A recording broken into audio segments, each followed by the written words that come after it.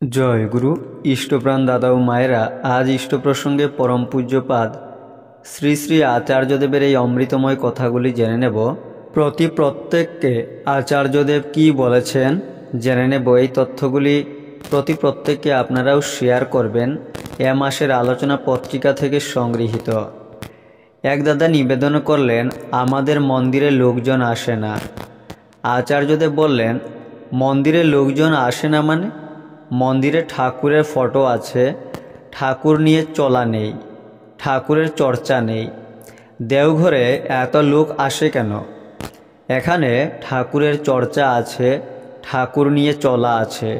যেখানে যেখানে ঠাকুরের মন্দির আছে সেখানে সকালে প্রার্থনার পর চা খেতে খেতে ঠাকুরের কাজ নিয়ে, ঠাকুরের বিভিন্ন দিক নিয়ে চর্চা করতে হয়। দিনের কিছুটা সময় সবারই চেষ্টা থাকা দরকার যাতে মন্দিরের কাজের সাথে যুক্ত থাকা যায়। দৈনিক অন্তত সেই কাজটুকু করে চলবে। ঝড় বৃষ্টি হলেও একবার মন্দিরে খবর নিতে আসবে। যেটুকু কাজ রোজ সমাধা করবে মনস্থ করেছ, মন্দিরে এসে সেই কাজটুকু করে যাবে।